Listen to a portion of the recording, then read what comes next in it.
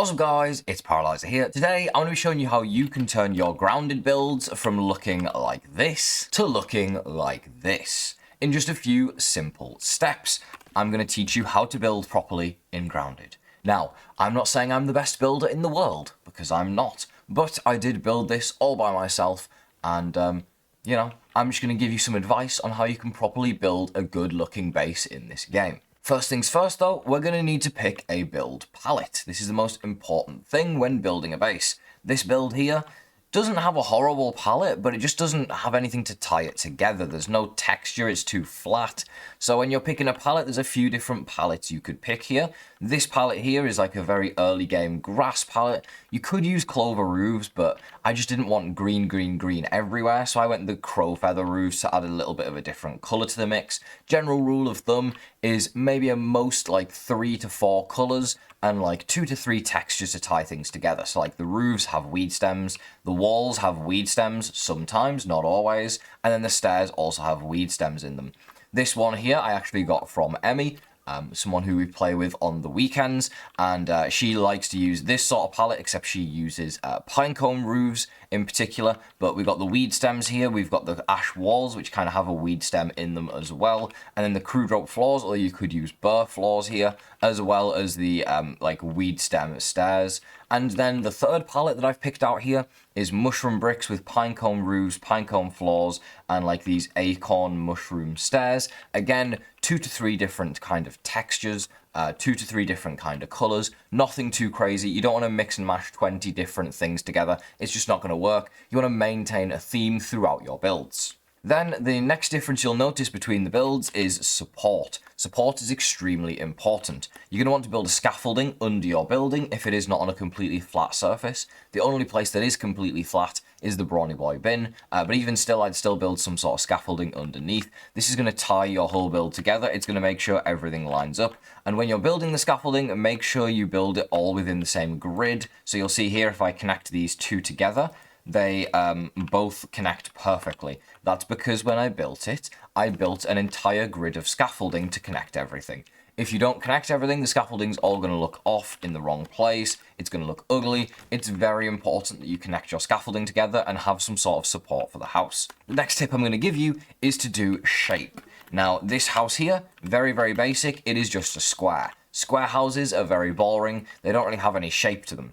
This house here, you can see, has a lot of shape. So instead of having a basic square outline, I used some curved walls. I used some walls on a diagonal to go forward and a diagonal to go backwards. Ignore the floors poking out. It's ugly, I know. I used some half walls right here as well. I used some curved walls backwards to create an indent in the back of the build.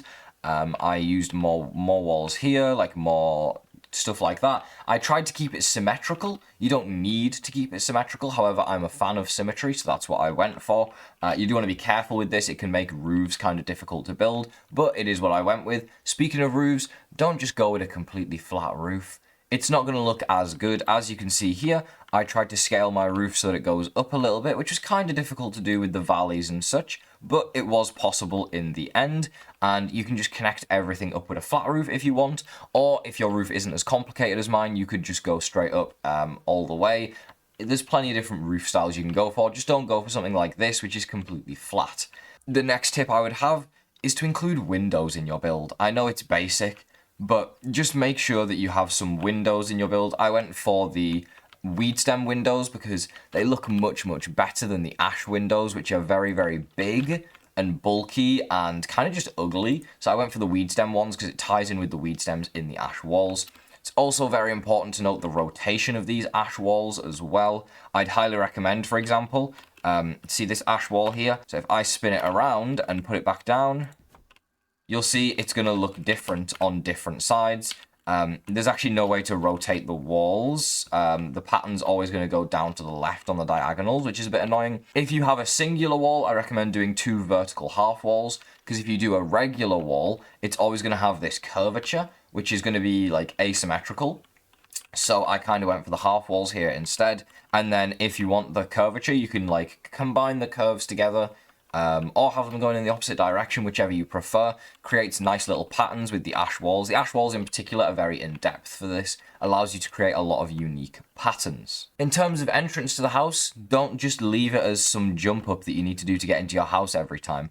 Add a little staircase like I did here with a floor, scaffolding to support it, and then some sort of railings. I'm not a huge fan of the railings the game has because you can just walk over them. They're really ugly and they just don't tie into the build very well. Like, they're just very out of place. So I decided to copy what Emmy showed me, and I went for some stem quarter triangle walls with a stem half wall as well. It's a nice little banister. You can't just walk off it, and it ties in with the build well. I also went with a fake balcony. Again, creates more depth to the build, more 3D structure. This balcony can never be accessed. It's pointless, but it does look good from the front of the house. You could have it wider, you could have it thicker, you can have it whichever way you would like. You can have it accessible if you would like. I also went with a stem valley here. Again, it just kind of creates an extra additional texture. It just looks good in the roof, in my opinion. There's no roof pieces, unfortunately, to cover up the little holes, but I just prefer it this way. I think it looks very, very good.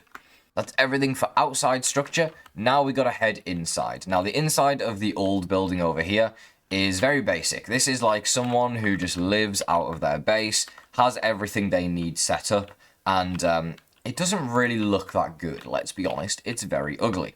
Let's see what we think of the interior of this other base that I built. I think it's pretty nice. Might not be to everyone's liking, and it's definitely not perfect, there's no such thing, but I think I did a decent job in here. Now, I created a false roof, is the first thing to note, so that I can have a flat roof to place stuff on. You don't need to do this, it's just what I decided to go with. This keeps the flat roof from the inside of the house, like on that one, while also having a 3D roof on the outside, with sort of slope and stuff. Inside, I've gone for a storage area over here, including a Weevil statue and a Mant Brazier. These both provide a lot of coziness, and I also included a Red Ant Queen chandelier. These new chandeliers give crazy coziness. I also went for all the lights in white. You don't need to do this. You could have a different lighting style. Unfortunately, you can't change the Mant Braziers to a different color.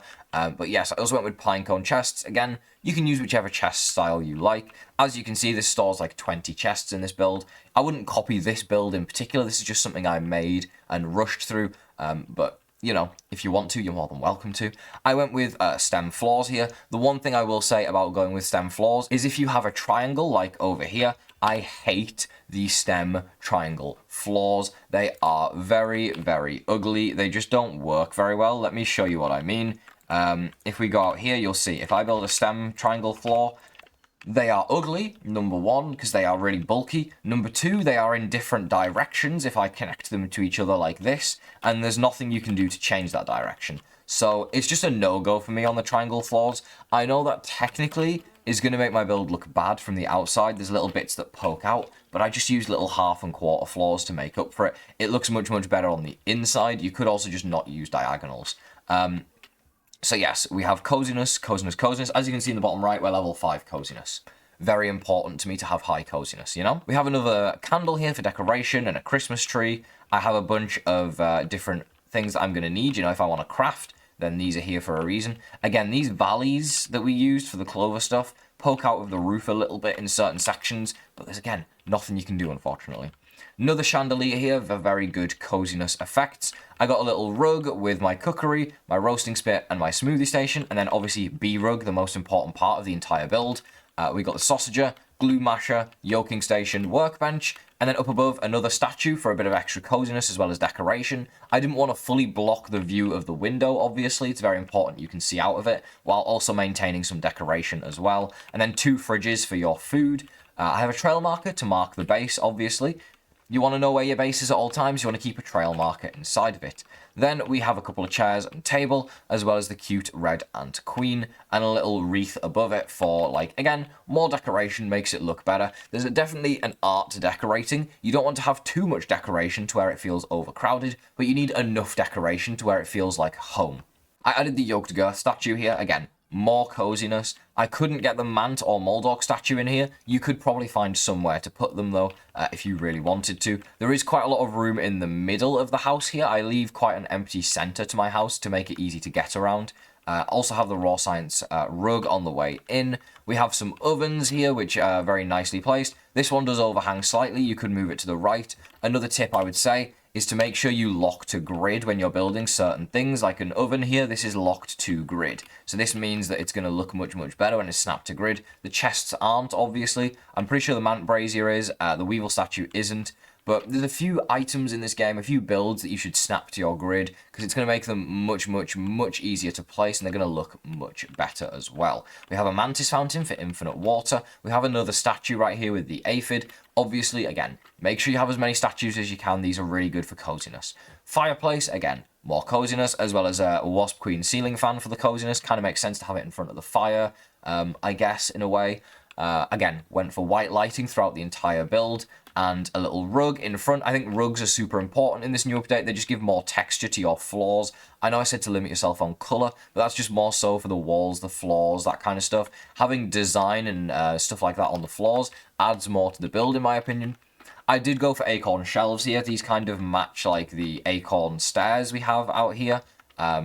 Kind of ties in with the build. There's not really any other options that I could have gone for that would have worked better, so I kind of had to resort to using those. And then obviously another picture frame here. We have a couple of weapons on display. I just thought this fit the space quite nicely. We've got the Scarab sign set, and then we also have the drying racks to dry your food on. We have a little trash can in the corner, as well as our petal bed, obviously, and grandfather clock. And then another chandelier for more coziness.